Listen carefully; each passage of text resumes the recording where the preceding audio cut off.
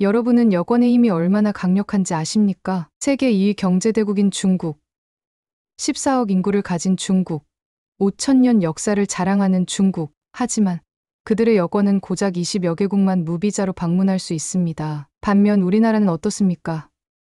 인구는 중국의 27분의 1, 영토는 95분의 1에 불과하지만 우리 대한민국 여권은 무려 192개국을 무비자로 방문할 수 있습니다. 세계 3위의 영향력을 가진 여권, 바로 우리 대한민국의 여권입니다. 중국의 젊은 기자는 이런 현실을 전혀 몰랐습니다. 아니, 오히려 중국 여권이 세계 최고라고 자부하고 있었죠. 하지만 인천공항에 발을 들이는 순간 기자의 모든 생각은 완전히 뒤바뀌게 됩니다. 지금부터 제가 들려드릴 이야기는 중국 베이징일보의 장외일인 기자가 겪은 충격적인 경험담입니다. 한국과 미국을 방문하면서 마주한 충격적인 현실, 그리고 크게 깨달은 우리나라의 위상에 대해 이야기하려고 합니다. 시작하기에 앞서 구독과 좋아요, 그리고 알림 설정도 부탁드립니다. 여러분의 관심이 영상을 만드는데 큰 힘이 됩니다. 안녕하세요. 저는 베이징일보의 장외일인 기자입니다. 베이징대학교 신문방송학과를 수석으로 졸업하고 중국의 대표 언론사인 베이징일보에 입사한 지 이제 1년이 되었습니다. 어릴 때부터 저는 중국이 세상의 중심이라고 배우며 자랐습니다. 우리 아버지는 중국 외교부의 고위 공무원이셨는데 매일 아침 신문을 읽으시면서 웨이링, 넌 정말 좋은 시기에 태어났다. 이제 중국의 시대가 오고 있어. 라고 말씀하시곤 했지요. 중국인으로서의 자부심이 가득했던 저희 세계관은 최근의 취재를 통해 완전히 뒤바뀌게 되었는데요. 그 이야기를 여러분께 들려드리고 싶습니다. 베이징 대학교 시절, 저는 세계 각국의 유학생들과 함께 공부하며 중국의 위상을 실감했어요. 우리 수업의 절반은 해외에서 온 학생들이었는데 그들은 하나같이 중국어를 배우기 위해 엄청난 노력을 기울였어요. 중국은 미래의 패권국이에요.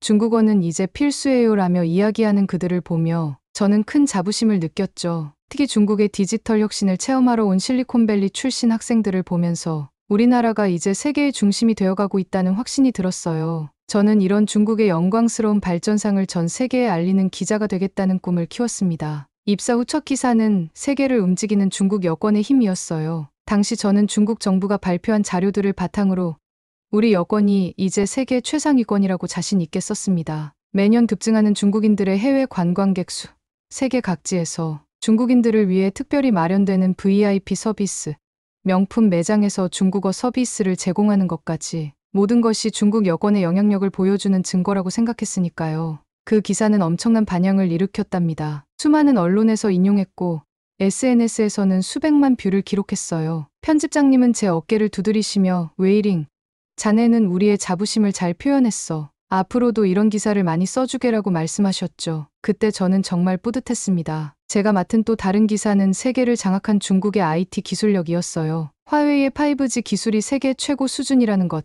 알리바바와 텐센트의 시가총액이 어마어마하다는 것, 틱톡이 전 세계 젊은이들의 필수 앱이 되었다는 내용이었죠. 특히 한국의 삼성이나 네이버 같은 기업들은 우리의 발전 속도를 절대 따라올 수 없을 거라고 자신만만하게 썼습니다. 중국의 1대1로 정책을 취재할 때는 더욱 큰 자부심을 느꼈답니다. 140개국 이상과 협력 관계를 맺고 수천억 달러 규모의 인프라 투자를 진행하는 우리나라의 영향력은 정말 대단해 보였어요. 아프리카에 고속철도를 건설하고 동남아시아에 항구를 만들고 중앙아시아에 도로망을 깔면서 전 세계를 중국의 영향력 아래 두고 있었으니까요. 심지어 유럽의 여러 나라들도 우리의 자본과 기술을 간절히 원하고 있었죠. 이런 어마어마한 영향력을 가진 우리나라와 미국의 우산 아래 겨우 존재감을 유지하는 한국은 차원이 다르다고 생각했어요. 특히 한국이나 일본 같은 주변국들을 다룰 때면 저는 늘 우월한 시선으로 바라보았죠. 인구는 우리의 27분의 1, 영토는 95분의 1밖에 안 되는 작은 나라가 무슨 대단한 영향력이 있겠어?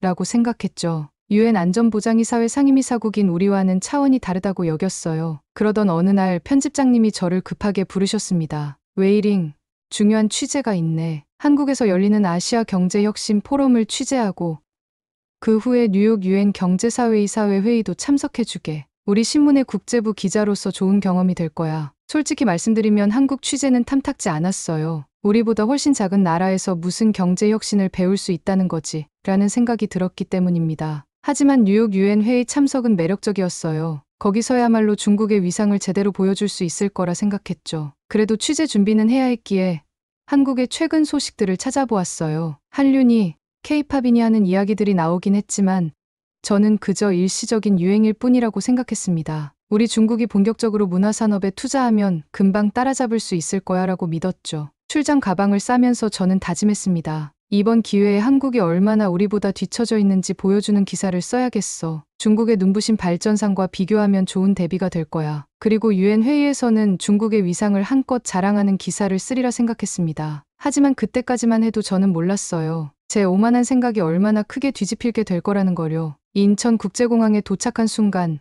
저는 당황스러움을 감출 수 없었습니다. 중국의 공항들과는 전혀 다른 차원의 시스템이 눈앞에 펼쳐졌기 때문입니다. 우리나라의 공항들이 거대한 규모와 웅장한 외관을 자랑한다면 이곳은 첨단 기술과 효율성으로 무장한 미래형 공항이었어요. 전체 공항에 완벽하게 구축된 무료 와이파이는 물론 입국장 곳곳에 설치된 스마트 안내 시스템까지 모든 것이 여행객의 편의를 최우선으로 고려하고 있었습니다. 처음 터미널에 들어섰을 때 느낀 건 믿을 수 없는 청결함이었어요. 수천 명의 사람들이 오가는 공항이 마치 고급 호텔 로비처럼 깨끗했습니다. 천장에서부터 바닥까지 구석구석이 반짝반짝 빛이 났죠. 베이징 공항의 화려함과는 전혀 다른 품격이 느껴졌어요. 입국 심사대에서는 더 충격적인 광경이 기다리고 있었습니다. 우리 중국인들은 복잡한 서류 심사와 지문 등록, 입국 신고서 작성 등 번거로운 절차를 밟아야 했어요. 반면 미국, 유럽, 일본 승객들은 외국인임에도 불구하고 자동 입국 심사대를 이용해 몇 초 만에 통과했습니다. 그들이 받는 이런 우대는 그들 여권에 대한 신뢰가 있기 때문이라는 걸 나중에서야 알게 되었어요. 그동안 중국 매체들은 우리 여권이 세계적으로 인정받는다고 선전해왔는데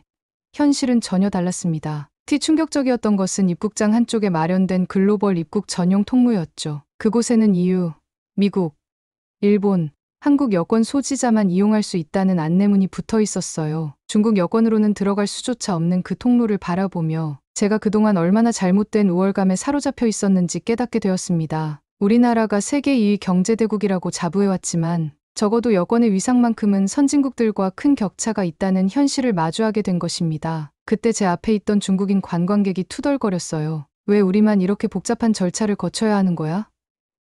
우리가 얼마나 큰 손인데. 그러자 그의 아내가 여보, 목소리 낮추세요. 우리가 이런 모습 보이면 안 돼요. 라고 말렸어요. 저는 그 말을 듣고 가슴이 철렁했습니다. 얼마 전 제가 쓴 세계를 움직이는 중국 여권의 힘 기사가 떠올랐기 때문입니다. 공항철도를 타고 서울로 향하는 동안 저는 또 한 번 당황스러운 상황을 겪어야 했습니다. 제 뒷좌석에 탄 중국인 관광객 무리가 시끄럽게 이야기를 나누고 큰 소리로 통화를 하기 시작한 것입니다. 야, 한국이 이렇게 좋다던데 별거 없네. 지하철도 우리 베이징보다 초라해.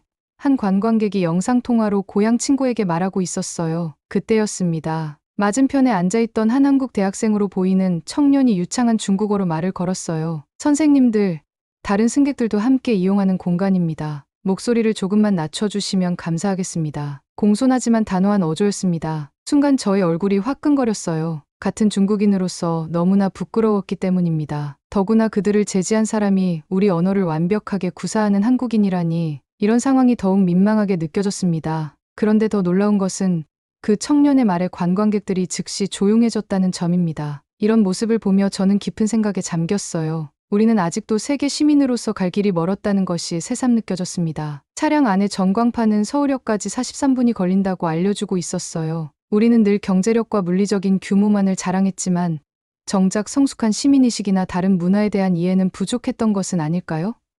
차량 내부의 깔끔함, 정확한 도착 시간, 다국어 안내방송, 이 모든 것들이 단순한 시스템의 우수함이 아닌 그것을 가능하게 만든 시민들의 의식 수준을 보여주는 것이었습니다. 서울역에 도착해서 본 풍경에 저는 놀라움을 금치 못했습니다. 거대한 고층 빌딩들 사이로 보이는 고궁의 모습이 이질적이지 않았어요. 오히려 현대와 전통이 자연스럽게 어우러져 독특한 매력을 만들어내고 있었죠. 우리 베이징에서는 찾아보기 힘든 광경이었어요. 한국일보 김민재 기자와의 만남은 강남의 한 카페에서 이루어졌습니다. 제가 도착하기 전부터 그는 자리에서 기다리고 있었고 완벽한 중국어로 저를 맞이했어요. 웨이링 기자님, 멀리서 오시느라 고생 많으셨습니다. 베이징일보의 글들 잘 보고 있어요. 김 기자의 세련된 매너와 국제적 감각은 저를 놀라게 했습니다. 중국 정치부터 세계 경제까지 그의 분석은 깊이가 있었고 균형 잡혀 있었죠. 특히 인상적이었던 것은 그가 중국의 장점과 단점을 객관적으로 이야기하는 모습이었어요. 중국의 발전 속도는 정말 놀랍습니다만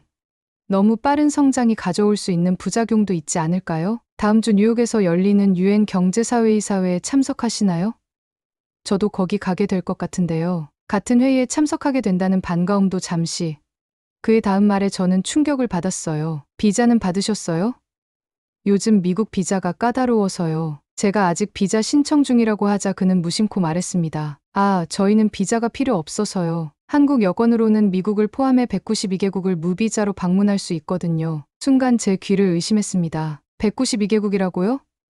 얼마 전 제가 쓴 기사에서는 중국 여권의 영향력이 세계 최고 수준이라고 했는데 실제로는 고작 20여 개국만 무비자로 갈 수 있다는 사실이 충격으로 다가왔습니다. 호텔로 돌아와 인터넷으로 찾아보니 더 큰 놀라움이 기다리고 있었죠. 한국 여권이 무려 192개국을 무비자로 방문할 수 있는 세계 3위의 여권이라는 사실을 알게 되었습니다. 프랑스, 영국, 일본과 같은 전통적인 선진국들과 어깨를 나란히 하고 있었던 것입니다. 반면 중국 여권의 순위는 72권에 머물러 있었어요. 저는 한동안 컴퓨터 화면을 멍하니 바라볼 수밖에 없었습니다. 그동안 제가 얼마나 편협한 시각으로 세상을 바라보고 있었는지, 얼마나 잘못된 자부심에 사로잡혀 있었는지를 깨달았어요. 하지만 이것은 시작에 불과했습니다. 진정한 충격은 이제부터 시작될 예정이었으니까요. 다음 날 아침, 저는 코엑스에서 열리는 아시아 경제혁신 포럼을 취재하기 위해 강남으로 향했습니다. 평소 같았으면 어차피 중국보다 작은 나라의 포럼이라며 대충 기사를 써버렸을 것입니다. 하지만 하루 동안 경험한 인천공항과 서울의 모습은 저희 태도를 조금은 겸손하게 만들어 놓은 상태였죠. 포럼장에 도착하자마자 놀라운 광경을 목격했습니다. 애플, 구글, 테슬라를 비롯한 세계적인 기업들의 고위 임원진들이 대거 참석한 것입니다. 특히 눈에 띄었던 것은 그들이 한국 기업들을 대하는 태도였어요. 마치 동등한 파트너를 대하듯 자연스럽게 어울리며 이야기를 나누고 있었습니다. 기조연설은 삼성전자 부회장이 맡았습니다. 그는 완벽한 영어로 세계 반도체 시장의 미래와 AI 혁명에 대해 설명했어요. 청중들은 그의 말 한마디 한마디에 집중했고 연설이 끝나자 우레와 같은 박수가 이어졌습니다. 저는 취재하면서 한 가지 의문이 들었어요. 왜 우리 화웨이나 알리바바가 아닌 삼성이 기조연설을 하는 걸까? 그때 옆자리에 실리콘밸리 투자사 대표가 중얼거린 말이 제 귀에 들려왔어요. 역시 삼성이야. 기술력도 대단하지만 그들이 하는 말은 믿을 수 있거든. 그 말은 마치 충격적인 영화의 반전 같았죠. 중국 기업들의 매출이나 시가총액이 아무리 크다 한들 국제사회의 신뢰를 얻지 못한다면 무슨 소용이 있을까요? 오후 세션에서는 또 다른 놀라움이 기다리고 있었습니다. 현대자동차가 준비한 자율주행 자동차 시연이었어요. 코엑스 주변 도로를 완전 자율주행으로 달리는 모습을 직접 목격했는데 그들의 기술력은 제가 알고 있던 것과는 차원이 달랐습니다. 더구나 현대차 부스에는 중동의 왕족들과 유럽의 정재계 인사들이 줄을 서서 기다리고 있었습니다. 우리가 주문한 현대차 수소 트럭이 언제쯤 도착하나요? 한 중동 왕족이 물었어요. 올해 말까지 10만 대 계약을 추가하고 싶은데 가능할까요? 유럽의 한 정치인이 이야기했습니다. 저는 취재하면서 귀를 의심할 수밖에 없었어요. 우리는 늘 중국의 전기차 기업들이 세계 시장을 장악했다고 자부했는데 현실은 달랐습니다. 가장 인상적이었던 것은 K-스타트업 전시관이었습니다. 수많은 젊은이들이 자신들의 혁신적인 기술을 선보이고 있었는데 그들의 기술력과 영어 실력은 물론이고 당당한 태도가 놀라웠습니다. 특히 한 AI 스타트업은 구글과 협력 계약을 체결하는 현장을 목격했는데 그들은 마치 오랜 친구처럼 자연스럽게 대화를 나누고 있었어요. 한국의 개발자들은 정말 대단해요. 창의적이면서도 책임감이 있죠. 약속한 것은 반드시 지키고요. 구글 임원의 말이 제 고정관념을 완전히 깨부숴버렸습니다. 우리는 늘 중국의 IT 기업들이 세계 최고라고 자부했지만 국제사회에서 신뢰받는 것은 따로 있다는 걸 깨달았습니다. 점심시간, 저는 한국일보의 김민재 기자와 다시 만났어요. 웨이린 기자님, 포럼은 어떠세요? 그의 물음에 저는 솔직히 답할 수밖에 없었습니다. 너무 놀랍습니다. 우리가 알고 있던 한국과는 전혀 다른 모습이에요. 김 기자는 웃으며 말했어요. 다음 주에 유엔 경제사회이사회 회의가 뉴욕에서 열리는데 저도 참석하거든요. 웨이린 기자님도 가신다고 하니 함께 가면 좋겠네요. 그의 말에 저는 잠시 망설였습니다. 지금까지 제가 보고 느낀 것들이 저희 기존 관점을 완전히 뒤흔들어 놓았기 때문입니다. 하지만 이내 마음을 다잡았습니다. 오히려 이번 기회에 더 많은 것을 보고 배워야겠다는 생각이 들었기 때문입니다. 네, 좋습니다. 함께 가요. 제 대답과 함께 저는 유엔 회의 준비를 시작했어요. 하지만 그때까지만 해도 저는 몰랐습니다. 뉴욕에서 또 다른 놀라움이 저를 기다리고 있다는 것을요. 서울에서의 취재를 마치고 뉴욕으로 향하는 비행기를 예약하려는 순간 저는 다시 한번 큰 충격에 휩싸였습니다. 김민재 기자는 비자가 필요 없다며 항공권 예약을 마쳤는데 저는 미국 대사관 비자 신청부터 시작해야 했기 때문입니다. 웨이린 기자님, 다음 주 뉴욕 유엔 회의잖아요. 직항으로 예약할까요? 김 기자의 말에 저는 고개를 저어야 했습니다. 저는 비자 신청부터 해야 해서요. 그 순간 김 기자가 난처해하며 미안한 표정을 지었어요. 죄송해요. 저희는 워낙 미국을 자주 가다 보니 비자 면제라는 걸 잊고 있었네요. 다음 날 미국 대사관을 찾았어요. 비자 신청 과정은 제가 상상했던 것보다 훨씬 복잡했습니다. 처음에는 온라인으로 지문 등록 예약을 해야 했고 복잡한 비자 신청서도 작성해야 했습니다. 거기에다 은행 잔고 증명서, 재직 증명서는 물론이고 호적부와 부모님의 재직 증명서까지 요구했습니다. 특히 비자 인터뷰는 정말 불쾌했어요. 중국에서의 월급이 얼마입니까? 미국에 아는 사람이 있나요? 귀국은 확실합니까? 영사관의 질문 하나하나가 마치 범죄자 신문 같았죠. 유엔 회의 참석 공문을 보여줘도 소용없었어요. 이전에도 비슷한 서류로 불법 체류를 시도한 사례가 있습니다. 라는 답변만 돌아왔습니다. 다행히 비자는 받았지만 뉴욕 JFK 공항에서의 입국 심사는 또 다른 시련이었습니다. 입국장에는 3개의 구역이 있었어요. 미국 시민, 우대 입국, 그리고 일반 입국이었죠. 한국인들은 우대 입국 구역으로 향했고 저를 포함한 중국인들은 모두 일반 입국 줄에 서야 했죠. 방문 목적이 무엇입니까? 심사관의 질문은 차가웠습니다. 유엔 경제사회이사회 회의에 참석하러 왔습니다. 소속 기관은 어디죠? 베이징일보입니다. 신문사라고요? 혹시 공산당 기관지는 아닙니까? 이런 식의 질문이 30분 넘게 이어졌습니다. 드디어 입국장을 빠져나와 보니 김 기자가 이미 커피를 사서 기다리고 있었습니다. 제가 먼저 나와서 커피 사놨어요. 많이 기다리셨죠?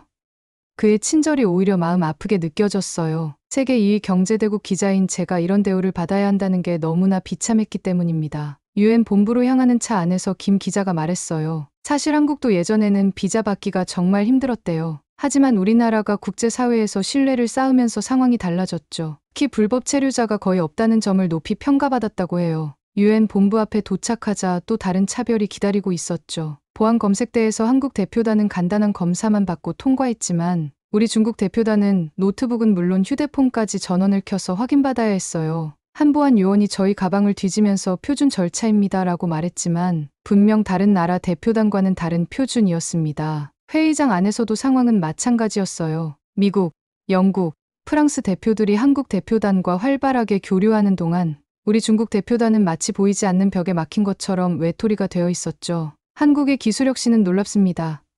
한국 문화의 영향력이 대단하네요 라는 찬사가 이어졌지만 우리에게는 누구도 먼저 말을 걸어오지 않더군요. 특히 놀라웠던 것은 회의 중간에 있었던 아시아 경제 전망 발표 시간이었습니다. 한국 대표의 발표가 끝나자 질문이 쏟아졌어요. 한국의 반도체 기술은 어디까지 발전할까요?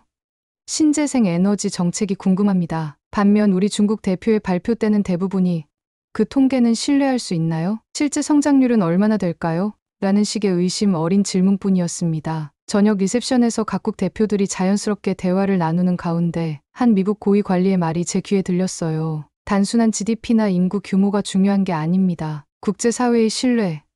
그게 진정한 강대국의 조건이죠. 그런 면에서 한국은 이미 강대국입니다. 맨해튼의 호텔방으로 돌아오며 생각했어요. 우리가 그토록 자랑하던 것들, 경제력, 인구, 영토 크기. 이 모든 것이 국제사회에서는 그다지 중요하지 않았던 거죠. 오히려 투명성, 신뢰성, 국제규범 준수.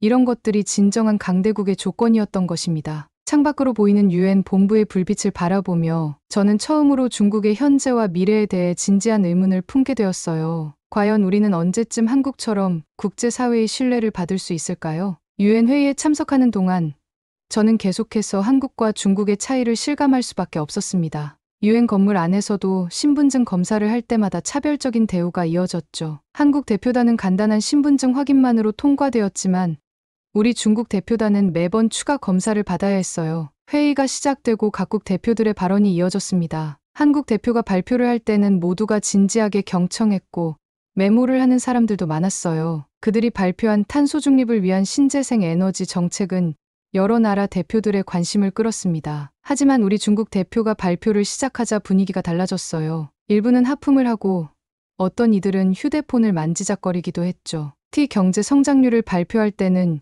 여기저기서 정말일까 신뢰하기 어렵네요 라는 작은 소리가 들려왔어요. 점심시간, 구내 식당에서도 차별은 계속되었어요. 한국 대표단의 테이블에는 자연스럽게 여러 나라 사람들이 모여들어 대화를 나눴습니다. 한국의 반도체 기술은 정말 대단해요. 우리 아이들이 한국 드라마에 빠져 있어요 라는 이야기가 오갔어요. 반면 우리 중국 대표단은 구석 테이블에 따로 앉아야 했습니다. 다른 나라 대표들이 우리 테이블을 피하는 것처럼 보였죠. 김 기자가 저희 테이블에 와서 같이 앉았을 때 다른 대표들의 놀란 시선이 느껴졌습니다. 오후 회의에서는 각국의 무역 정책을 논의하는 자리였는데 한국 대표의 발언은 모두가 신뢰했어요. 그런데 우리 대표가 1대1로 정책의 성과를 발표하자 여러 나라 대표들이 의심스러운 눈빛을 보내기도 했어요. 특히 인상적이었던 것은 각국 대표들이 한국의 기술 표준을 인정하는 모습이었습니다. 우리나라도 한국의 전기차 충전 시스템을 도입하기로 했습니다. 한국의 디지털 정부 시스템을 벤치마킹하고 싶습니다. 라는 이야기가 오갔습니다. 회의가 끝난 후 UN 본부 앞 광장에서 김 기자와 이야기를 나눴어요. 웨이링 기자님, 힘드셨죠?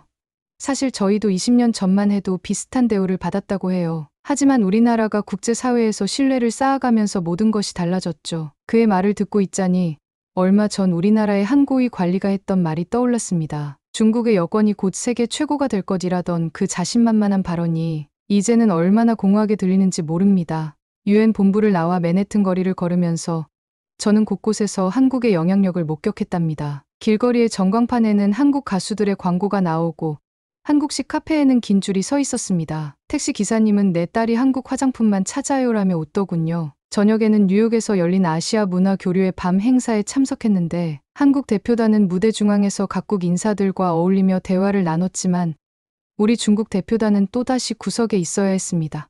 중국은 왜 이렇게 고립되어 있을까라는 생각이 들었어요. 세계 2위의 경제 규모, 14억 인구, 5,000년의 역사라고 우리가 자랑하던 이 모든 것들이 국제사회의 신뢰 앞에서는 아무런 의미가 없었습니다. 호텔 방에서 인터넷을 켜고 여권 순위를 다시 한번 찾아보았어요. 한국 여권 192개국 무비자, 그리고 중국 여권 20여 개국, 무비자 국가 18개국, 도착 비자 국가 62개국, 그것도 대부분이 도착 비자였습니다. 이 차이는 단순한 숫자가 아니었습니다. 그것은 국제사회에서의 신뢰도를 보여주는 지표였던 것입니다. 베이징으로 돌아오는 비행기 안에서 저는 제가 쓴 기사들을 다시 읽어보았습니다. 세계를 움직이는 중국 여권의 힘, 세계 최강의 중국 경제력. 이 기사들이 얼마나 허황된 것이었는지 이제야 알 수 있었어요. 지난 2주간의 여정이 마치 영화처럼 스쳐 지나갔습니다. 인천공항에서 처음 받은 충격, 서울에서 목격한 한국의 기술력, 뉴욕 UN 회의장에서 느낀 국제사회의 차가운 시선까지 모든 경험이 제게 큰 깨달음을 주었죠. 특히 잊을 수 없는 것은 입국 심사장에서 본 광경이었어요. 한국인들은 전 세계 192개국을 자유롭게 드나들 수 있는데 우리는 고작 20여 개국밖에 갈 수 없다는 사실이 너무나 충격적이었습니다. 그것도 대부분이 아프리카나 동남아시아의 저개발 국가들 뿐이었죠. 편집장님의 집무실로 향하는 발걸음이 무거웠습니다. 제가 그동안 써온 기사들이 얼마나 실체와 동떨어져 있었는지 말씀드려야 했기 때문입니다. 편집장님, 이번 출장에서 배운 점을 바탕으로 새로운 기사를 쓰고 싶습니다. 제가 건넨 기사의 제목은 진정한 강대국의 조건이었습니다. 단순히 경제력이나 군사력이 아닌 국제사회의 신뢰를 받는 것이 얼마나 중요한지를 담았어요. 한국이 어떻게 작은 나라임에도 세계인의 신뢰를 얻었는지, 그들의 여건이 왜 세계 3위의 영향력을 가지게 되었는지를 썼습니다. 편집장님은 한참 동안 제 기사를 읽으시더니 웨이링, 이 기사는 우리 독자들이 받아들이기 힘들 수도 있네. 하지만 저는 고개를 저었습니다. 편집장님, 우리도 이제 변해야 합니다. 중국이 진정한 강대국이 되려면 국제사회의 신뢰를 얻는 것부터 시작해야 합니다. 그리고 저는 제가 목격한 장면들을 하나하나 설명했습니다. 인천공항의 자동 출입국 심사대 앞에서 느낀 부끄러움, UN 회의장에서 받은 차가운 시선, 뉴욕 거리에서 본 한국 문화의 영향력까지 우리가 그토록 무시하던 나라가 이미 세계인의 신뢰를 받는 나라가 되어 있었다는 사실을. 한국은 단순히 경제력만으로 이런 신뢰를 얻은 게 아닙니다. 투명성, 신뢰성, 국제 규범 준수, 이런 것들을 꾸준히 실천해왔기 때문입니다. 우리도 이제는 달라져야 합니다. 편집장님은 고개를 저으며 웨이링, 자네 애국심이 부족한 것 같아. 이런 기사는 절대 쓸 수 없네. 오히려 우리의 발전상과 밝은 미래를 써야지. 편집장님의 단호한 어조에 저는 아무 말도 할 수 없었습니다. 결국 제 기사는 볼 수 없게 되었고 대신 세계 최강 중국의 밝은 미래라는 제목의 기사를 쓰라는 지시를 받았습니다. 그날 밤 저는 써놓은 원고를 바라보며 오랫동안 생각에 잠겼어요. 제가 본 진실을 말할 수 없다는 현실이 너무나 답답했습니다. 그래도 이번 출장은 제게 큰 깨달음을 주었답니다. 비록 지금은 제가 느낀 것들을 기사로 쓸 수는 없지만 언젠가는 중국도 변화할 것이라 믿습니다. 한국이 그랬듯이 하루아침에 이루어지는 것은 없겠지만 조금씩 나아질 것입니다. 마지막으로 본 김 기자의 말이 자꾸 떠오릅니다. 웨이링 기자님, 변화는 항상 어렵습니다. 하지만 누군가는 그 변화의 시작점이 되어야 하죠. 그의 말처럼 비록 지금은 제가 쓰고 싶은 기사를 쓸 수 없지만 언젠가는 이런 이야기를 자유롭게 할 수 있는 날이 오지 않을까요? 한 달 전만 해도 저는 중국이 세계 최강대국이라고 믿었습니다. GDP, 인구, 영토 이런 것들만 보면 분명 우리가 최고일지도 모릅니다. 하지만 이제는 압니다. 진정한 강대국은 숫자로만 증명되는 것이 아니라는 것을. 국제사회의 신뢰야말로 가장 중요한 조건이라는 것을 말입니다. 오늘도 제 책상에 놓인 중국 여권을 바라보며 출장에서 보았던 한국 여권의 파란색이 자꾸 떠오릅니다. 단순히 색깔만 다른 게 아니라 그 안에 담긴 국제사회의 신뢰도가 이토록 다르다는 것을 이제야 알게 되었습니다. 하지만 이런 생각조차 기사로 쓸 수 없는 현실이 너무나 안타깝습니다. 여기까지가 저의 이야기입니다. 끝까지 들어주셔서 감사합니다. 오늘의 사연 어떻게 들으셨나요? 여러분의 생각을 댓글로 남겨주세요. 다음에는 더 재미있는 사연으로 찾아뵙겠습니다. 감사합니다.